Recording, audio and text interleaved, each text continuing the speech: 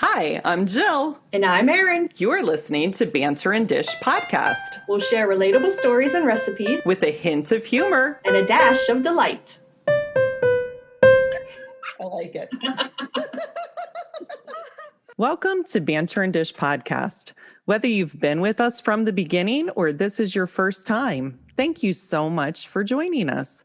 The format of the podcast is that we banter for a bit, then chat about an easy dish. And today's recipe is cast iron pizza from the Food Network, Ree Drummond. This episode is being recorded on June 20th, 2021, and will be available for you to stream on July 1st. So how are you, Erin? Doing okay. You know, I laugh every time you say at the beginning when you say, if this is your first time, if this is your first time joining us. I always chuckle at that because my perverted mind goes somewhere else. If this is your first time. Oh, that's funny. I never thought about that wording. What do I say? If you've been with us from the beginning, or if this is your first time. Yeah, that's it. So much for joining us. We are experienced podcasters and would be happy to talk you through your first time. If this is your first time, don't be nervous. Easy banter and recipes. You're gonna love it. You'll be coming back for more. After a time or two with us, you just want to become a regular. Sorry, listeners. We apologize. Anyhow, so do you have any friends with July birthdays, Erin, that you know of? My cousin, Jewel, who is a loyal listener. Okay. Her birthday is July 9th. So happy birthday, Jewel. Yes, thank you for listening every week. Yes. Do you have any others? My formerly known as husband is okay. Sometimes he listens. He may be listening. Well, happy birthday to him. Happy birthday to the former. He likes to listen because he likes to spy. See if I say any good stories about him. Right. Well, I'm kidding. Maybe we'll make some up today. I have two listeners as well. I have my friend Jen Joy. She is having a birthday in July, and also one of Eilish's best friends who actually has been a listener. I don't know if he's a regular, but he did listen to a bunch of the beginning ones. Jared, and you saw him. If you follow our Facebook page, he's in a video with my daughter. I think we talked about him in the very first episode. I said that I'm like his and Eilish's number one fan. Mm-hmm. But anyway, happy birthday to Jen Joy and to Jared. And actually, Jen Joy is like my longest time friend pretty much ever. Oh, wow. I've known her since I was a little kid. Oh, okay. Wow. Yeah, that's a valued friendship there. Yes, it is. So happy birthday, and happy birthday to everybody celebrating a birthday in July. Yeah. All right. So, Erin, after our first episode, we had one of our listeners, Mary, ask. She was a little confused, and she asked whether Lloyd was the dog, or she didn't quite get that part. Yeah, I do remember that. That was actually brought up a pretty funny subject matter for us because, she was confused as to who Lloyd and Lucky were, or if Lloyd was your dog. Right. So we thought, well, this is actually kind of funny. Let's explore this. Let's go with it. Right. And find out what's going on, why people think that Lloyd might be the dog. Right. So we had fun making a little video about it. And I think Mary, our listener, actually found it funny too. She thought it was funny. And yeah, it just became a running joke kind of on the show. And I guess we still kind of laugh about it every once in a while. We do. Yeah, it has become a part of the show. Unknowingly, Mary has contributed to some of our giggles. Our giggles. And so Mary had listened to that first episode, and after all the confusion, we weren't sure. And after making the video, we weren't sure if maybe she would continue to listen. But it turns out that not only had she been listening to each episode ever since, but also that she had been enjoying them too, which makes us really happy to hear. Yeah. And it means a lot to the both of us because Mary passed away on June 13th. So we want to dedicate this episode to Mary, and may her memory be a blessing. Yes, absolutely. And we hope maybe she can still hear us from the heavens above. Right. We have a pretty powerful voice. Maybe it carries up into the heavens. We have a far reach, we hope. I mean, other countries are getting us. Why not heaven as well, right? Yeah, sure. Though we go into the other realm. Sure. We reach everywhere. So, Erin, you had just told me something off the recording, and it was actually something I wanted to talk about with you this time because I have been a lover of board games, since I was a kid, or just games with the family. And I know you said that you and the girls do board games and you play them with your family too. I was just wondering, what are some of your favorite games? It's a good topic. Well, I do have kind of a funny story. Okay. Maybe I can't remember if I told this already. Well, hey, if you did, we'll put a different spin on it. Okay. So we had this game. It was a family game we played. It's called Catchphrase. Okay. If you've never heard of it, it is like a word game where you have to get your team members to guess a word by describing it without saying the word, obviously, or any part of the word or anything that rhymes with the word. And you have a time limit. There's a beeper going. Okay. Yeah, a lot of energy into it. Right. I think I've played this, but I don't remember it being called Catchphrase. You know what? I missed the best part of it. The time limit goes between both teams. So you have to pass the little thing, the word thing, back and forth to each team. Okay. So whoever it buzzes on, that's who loses that round. So the idea is you have to be fast. Oh, yeah, to give it away. And your team has to get what you're saying, Yes. And, so it's okay, it's that isn't the one I played, but there are a lot of those games where you're trying to say something with a buzzer and stuff. Yeah. Right. This one, it's called Catchphrase. I highly recommend it. It's a lot of fun, but it becomes dangerous because throwing that thing back and forth probably could. You can throw that thing wrong and hit somebody in the face or break something in the house. Oh no! No, that did not happen with us. Okay. But worse yet. Oh no! Yeah, we were playing at my parents' house, and we were really having a good time playing this game, Catchphrase.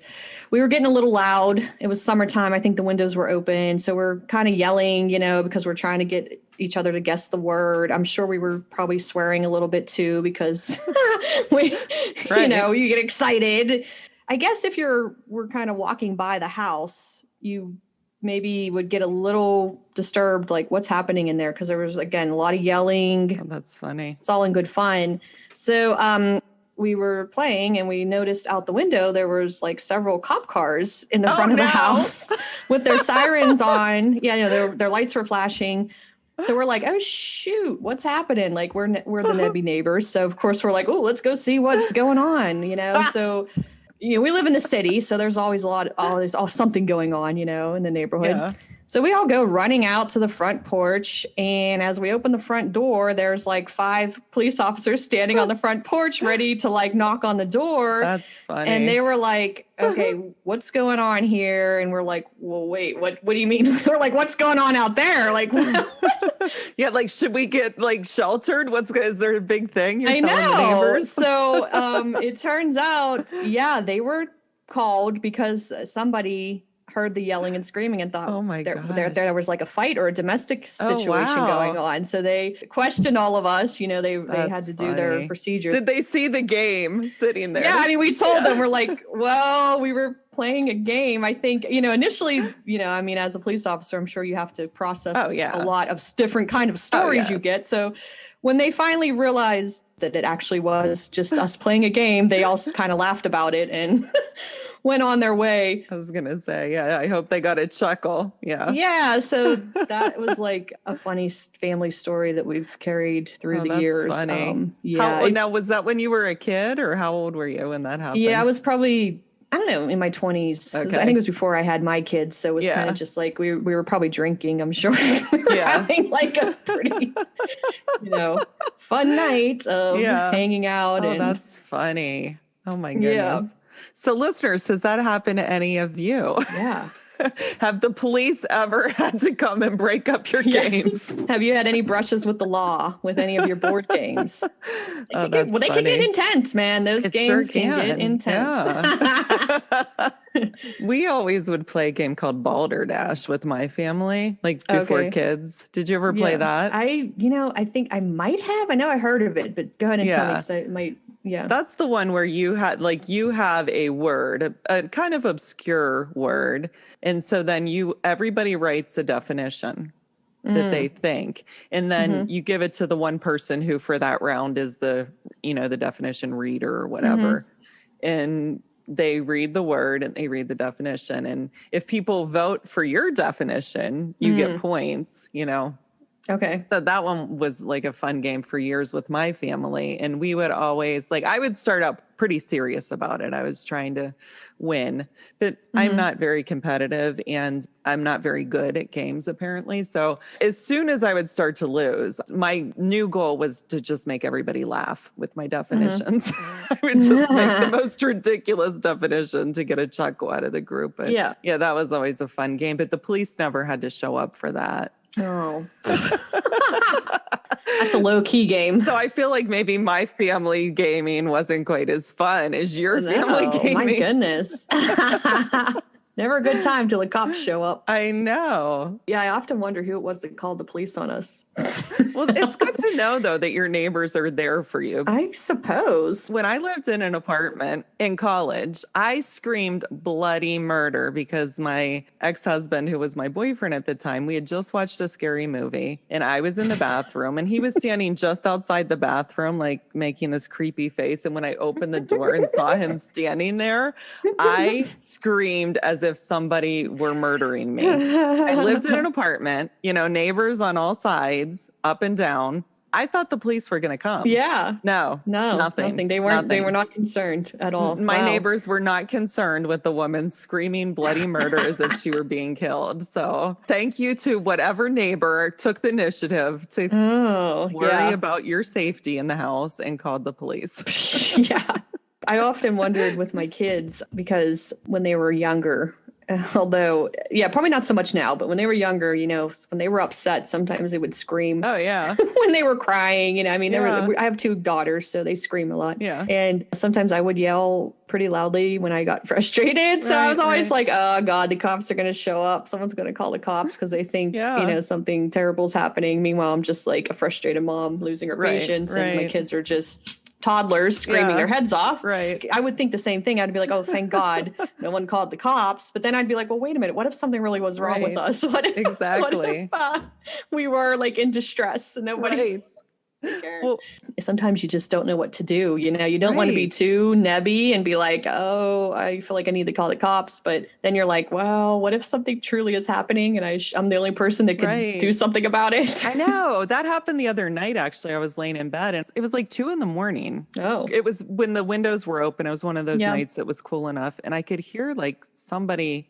shouting in the neighborhood. I was trying to listen to see if it sounded like it was a fight or what was going on. But like, I didn't think it was enough that I needed to alert the police, but I did wonder and worry, like, did I make the right call? Yeah. You know? Yeah. I don't know. And I couldn't tell where it was coming from either. So I would have been like, I just hear something in the neighborhood. I have no clue where it's coming from. Yeah. For here in the United States anyways, because I never knew that either. Like if you hear something suspicious or something that you think might be dangerous, but you don't know exactly where it's coming from.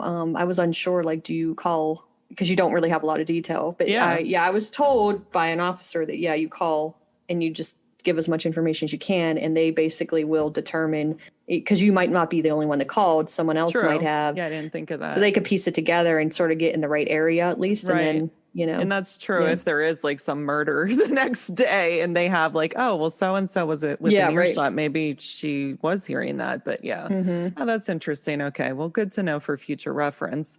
But when you said about people like shouting out the window, it reminded me of, you know, when I was little and still to this day, I get migraine headaches. And sometimes they were so bad as a kid that I would be like screaming and crying. And oh, wow. I remember the one time I had such a bad headache and I was screaming and my dad came up and he yelled at me and he's like, Jill, there are people outside the house looking up at the windows. You have to stop screaming. And then I'm like, I have a bad headache. And now my dad just yelled at me. Oh. But yeah.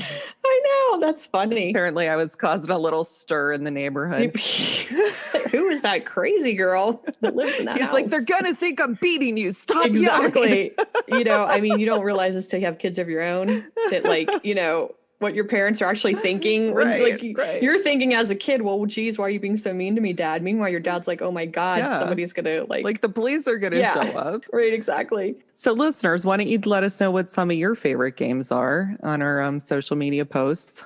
in the comments. We would love to hear some of your family game stories. Yeah, definitely. Especially if they involve anything breaking, any police activity, or anybody getting injured. We want to hear about that. Oh, yeah. So this week I made cast iron pizza from the Food Network, Ree Drummond. What kind of pizzas do you make? Do you ever create a pizza with either Boboli crust, or do you just like do a frozen pizza, or do you just do takeout? We do takeout pizza or frozen, but yeah, I've never done like a homemade or semi-homemade version because it's just too much effort, I feel like. Yeah. Well, ever since my sister was on, what was that episode called? It was called Baked and for Dinner. In that episode, she talked about the pita bread pizzas. We've been doing those, and those are quick and easy. Okay. Like even Lloyd will make one on a lunch break. So keep that in mind if you want a quick and easy something. Yeah. You just put it on a pita bread. You just throw sauce and cheese on, stick it in the oven. It's really easy. Okay. So the cast iron pizza was just a little bit more involved. There are lots of recipes. A lot of them were like make your own dough and this, that, and the other thing. And I was like, I try to keep the recipes pretty easy. Mm-hmm. So I found one that I completely misread from the beginning. Okay. And it said to use the store-bought frozen pizza dough. In my mind, I read it as the store-bought frozen bread that I've told you I use as my pizza dough that I used in that pull-apart garlic bread recipe. Yeah. So I was like, awesome. I have that already. That is perfect. I'm just going to go with this recipe, which basically going with the recipe meant I'm going to use the bread instead of the pizza dough that it called for.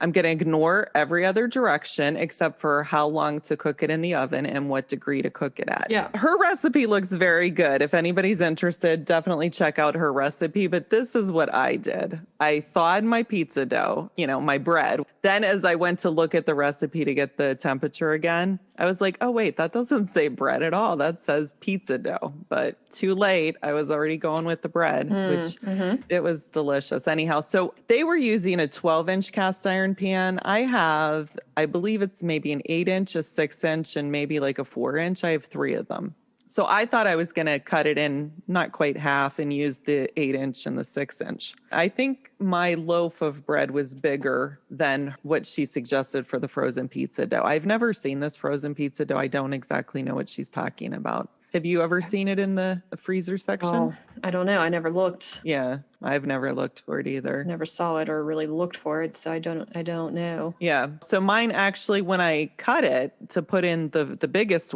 skillet that I have, the amount that was left, I was like, that's going to need to go into both of my other skillets. So I ended up making 3 pizzas. It kind of reminded me, only it tasted way better than the old pan pizza from Pizza Hut. Mm-hmm. I put some olive oil in the skillet. Then you stretch the dough and put it in, put the sauce on. She used like mozzarella cheese balls in the recipe. I used just your regular Kraft shredded mozzarella cheese. On the one, I topped it with mushrooms, black olives, onion, garlic, and oregano. On the medium-sized one that was going to Finn, I made it with oregano and garlic and pepperoni. And on the littlest one, I did black olives, onion, garlic, and oregano. You bake it in the oven at 500 degrees for about 13 or 14 minutes until the crust is kind of brown. This pizza is so good. Yeah, it looked good. Your picture, yeah, it looked really good. It was so good that this was Lloyd's quote. First, he asked me, because I make the pizza with the bread dough anyhow, and he really likes that. So does Finn. So does Eilish when she's home. He said, is it easy to make? And I said, yeah, pretty much. I just had to cut the dough in half instead of just like pressing it all into my big, large stone. So he's like, okay, well, I think this is the pizza of the future. The pizza of the future.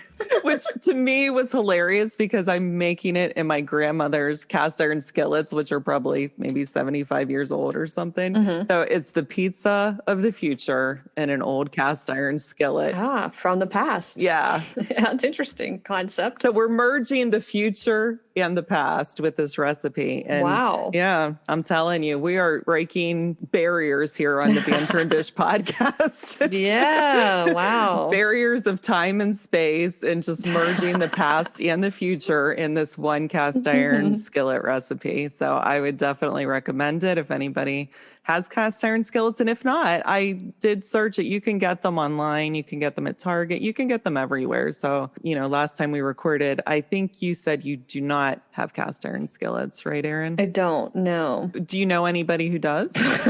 I'm sure I do, but I don't know. It's ever come up in conversation. I'm going to say you don't talk kitchen shop with all your friends. I need to know as we're catching up with our daily lives. Do you have a cast iron skillet in your kitchen? And how often do you use it? I'm going to ask from now on then. Yeah, you should. Can I borrow it? It makes a great conversation starter.